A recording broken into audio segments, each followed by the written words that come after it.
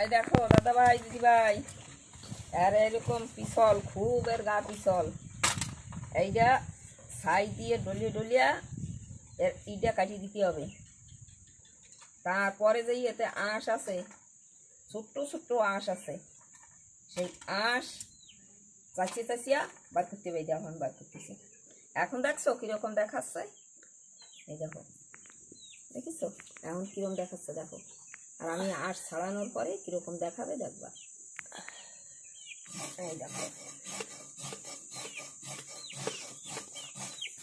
ওই দেখো আঁশ ছাড়ানোর পর কিরকম দেখাচ্ছে, দেখিছো?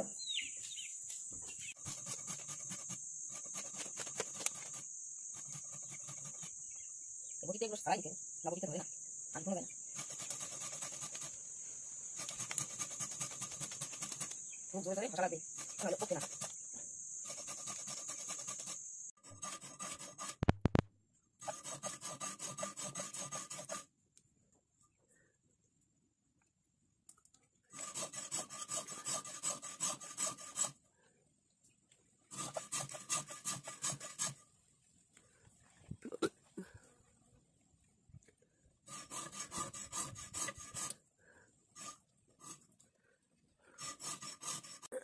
এই দেখো মাছটা এখন কিরকম দেখাচ্ছে, দেখো, দেখেছো?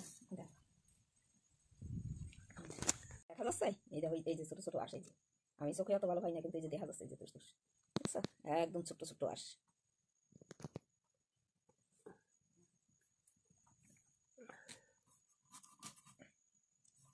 এর মাথাও খাওয়া যায়, কিন্তু আমি মাথা রাখতেছি না। মাছের মতো মাথা কাটিয়ে গুটিয়ে নিলে পরে খাতে পারবা।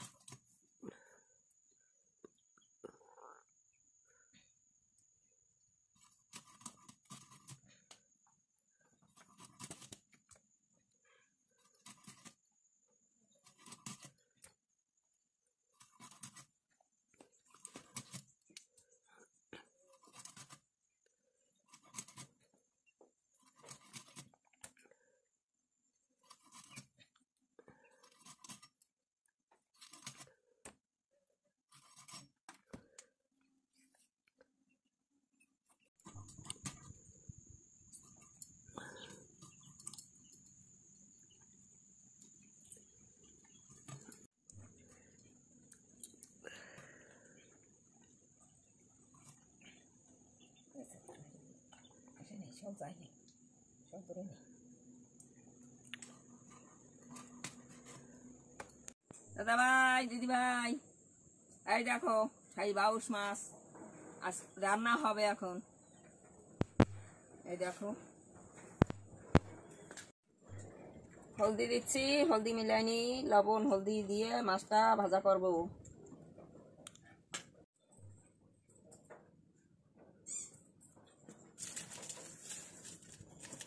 কি সুন্দর দেখাচ্ছে, দেখছো? দেখো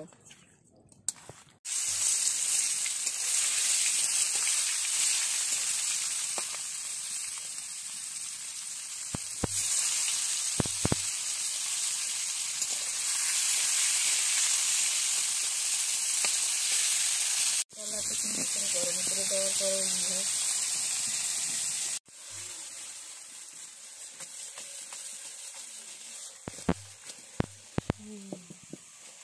बढ़िया एक्सपीरियंस।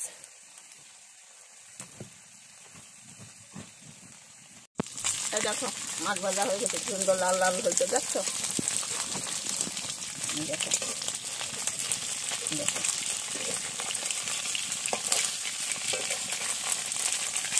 আমরা দিচ্ছি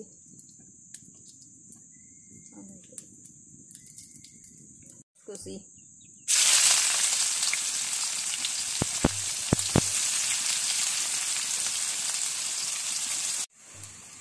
রসুন,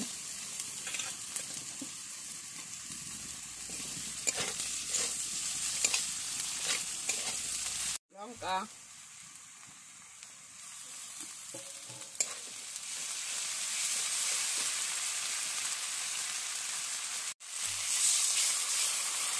জিরে বাটা আর আদা বাটা,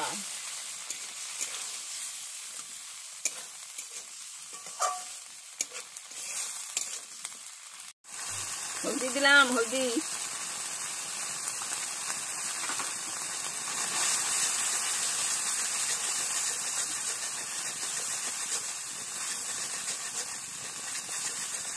মশলাটা একটু ভাজি নিই, বেশি ভাবো না, অতিরিক্ত ভাবো না, অতিরিক্ত ভাবলে ভালো লাগে না।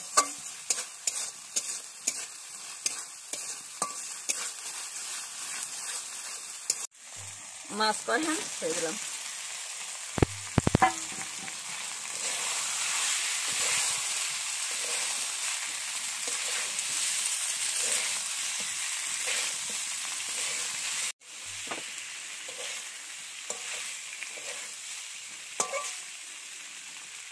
এবার লবণ দিই,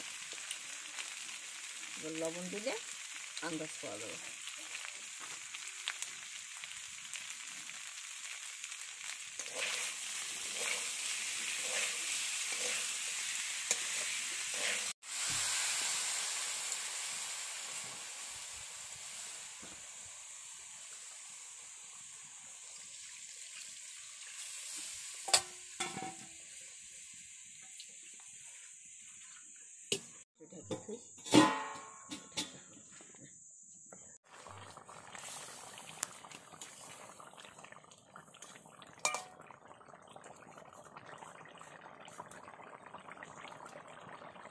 মশলা এই দেখো বাটিছি, বাটি লাগা দিচ্ছি।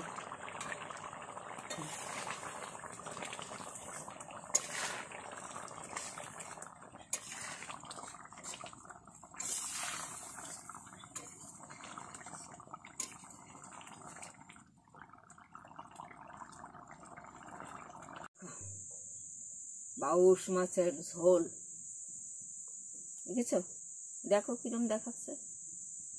আমার কাছে তো ভালো লাগছে, আমি তোমাদের কাছে কিরম লাগছে জানি না। ঠিক আছে, আমার রান্না কমপ্লিট হয়ে গেছে, তোমরা এরকম করে রান্না করে খাইও। আমি এখন আসি, টাটা, বাই বাই, আবার যেন দেখা পাই।